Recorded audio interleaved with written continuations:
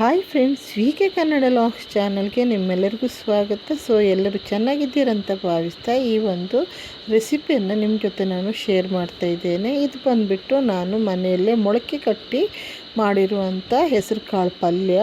So ಅದು ಯಾವ ರೀತಿಯಾಗಿ ನಾನು ಸಿಂಪಲಾಗಿ ಮಾಡ್ತೇನೆ ಅನ್ನೋದನ್ನು ನಿಮ್ಮ ಜೊತೆ ನಾನು ಇದನ್ನು ಶೇರ್ ಮಾಡ್ತಾ ಇದ್ದೇನೆ.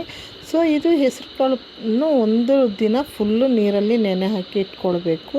ನಂತರ 1-2 ದಿನಗಳ ಕಾಲ ನಾನು ಕಾಟನ್ ಬಟ್ಟೆಯಲ್ಲಿ ಇದನ್ನು ಕಟ್ಟಿ ಇಡ್ತೇನೆ. ಫೈನಲ್ ಆಗಿ ಅದು ಕಟ್ಟಿ ಇಟ್ಟವಾಗ ಈ ರೀತಿಯಾಗಿ ಮೊಳಕೆ ಬರ್ತದೆ. ಎಷ್ಟು ಚೆನ್ನಾಗಿ ಕಾಣಿಸ್ತಾ ಇದೆ, ನೀವು ನೋಡ್ಬೋದು. ತುಂಬಾ ಚೆನ್ನಾಗಿ ಮೊಳಕೆ ಬಂದಿದೆ. ಇವಾಗ ನಾನು ಇದಕ್ಕೆ ಒಂದು ಪಾತ್ರೆಗೆ ಆಯಿಲನ್ನು ಹಾಕಿ ಅದಕ್ಕೆ ಸ್ವಲ್ಪ ಸಾಸಿವೆ, ಹಾಗೆಯೇ ಬೆಳ್ಳುಳ್ಳಿ, ನಂತರ ನಾನು ಕರಿಬೇವಿನ ಎಲೆನೆಲ್ಲ ಹಾಕಿ ನಾನು ಇದಕ್ಕೆ ಒಗ್ಗರಣೆ ಮಾಡಿಕೊಂಡೆ.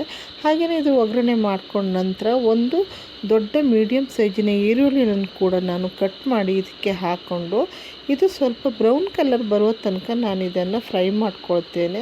ತುಂಬಾ ಚೆನ್ನಾಗಾಗುತ್ತೆ. ನಂತರ ಇದು ಬ್ರೌನ್ ಕಲರ್ ಆದ ನಂತರ ಒಂದು ಚಿಕ್ಕ ಟೊಮೆಟೊವನ್ನು ಕೂಡ ಕಟ್ ಮಾಡಿ ನಾನು ಇದಕ್ಕೆ ಹಾಕಿ ಇದು ಕೂಡ ಸ್ವಲ್ಪ ಮ್ಯಾಶ್ ಆಗೋ ತನಕ ಇದನ್ನು ಚೆನ್ನಾಗಿ ಫ್ರೈ ಮಾಡಿ ನಂತರ ನಾನು ಇದಕ್ಕೆ ಉಪ್ಪು, ಹಾಗೆಯೇ ಟರ್ಮರಿಕ್ ಪೌಡರ್, ಸ್ವಲ್ಪ ಗರಂ ಮಸಾಲ ಪೌಡರ್, ನಂತರ ಒಂದು ಸ್ಪೂನಲ್ಲಿ, ದೊಡ್ಡ ಸ್ಪೂನಲ್ಲಿ ಚಿಲ್ಲಿ ಪೌಡರನ್ನು ಸೇರಿಸ್ಕೊಳ್ತೇನೆ.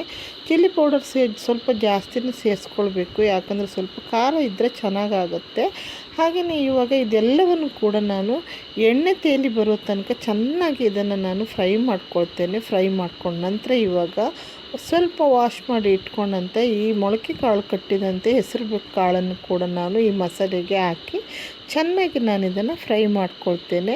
ಹಾಗೆಯೇ ಸ್ಲೋ ಫ್ಲೇಮಲ್ಲಿ ಇಟ್ಕೊಂಡು ಸ್ವಲ್ಪ ಹೊತ್ತು ನಾನು ಇದನ್ನು ಲಿಡ್ ಕ್ಲೋಸ್ ಮಾಡಿ ಇಡ್ತೇನೆ. ಆವಾಗ ಅದು ಸ್ವಲ್ಪ ನೀರನ್ನು ಬಿಟ್ಕೊಳ್ಳುತ್ತೆ.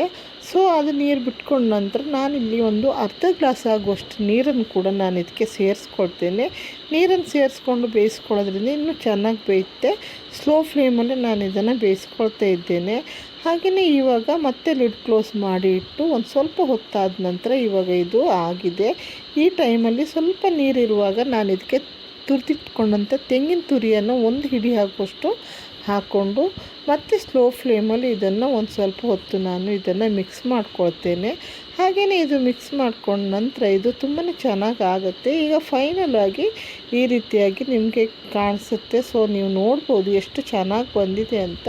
ಸೊ ಇದಾಗಿತ್ತು ನನ್ನ ಒಂದು ಸಿಂಪಲ್ ರೆಸಿಪಿ. ಈ ರೆಸಿಪಿ ನಿಮಗೆ ಇಷ್ಟ ಆದರೆ ಲೈಕ್, ಶೇರ್, ಕಮೆಂಟ್ ಮಾಡಿ. ಹಾಗೆ ನನ್ನ ಚಾನಲಿಗೆ ಹೊಸಬರಾದರೆ ಪ್ಲೀಸ್ ನನ್ನ ಚಾನಲನ್ನು ಸಬ್ಸ್ಕ್ರೈಬ್ ಮಾಡಿಕೊಂಡು ಸಪೋರ್ಟ್ ಮಾಡಿ. ಹಾಗೆ ಫೈನಲ್ ಆಗಿ ಹೆಸರು ಕಾಳು ಪಲ್ಯ ಯಾವ ರೀತಿಯಾಗಿ ಬಂದಿದೆ ಅಂತ ಕೂಡ ನೀವು ನೋಡ್ಬೋದು ಅಂತ ಹೇಳ್ತಾ ಈ ಬ್ಲಾಗನ್ನು ಇಲ್ಲಿಗೆ ಎಂಡ್ ಮಾಡ್ತೀನಿ.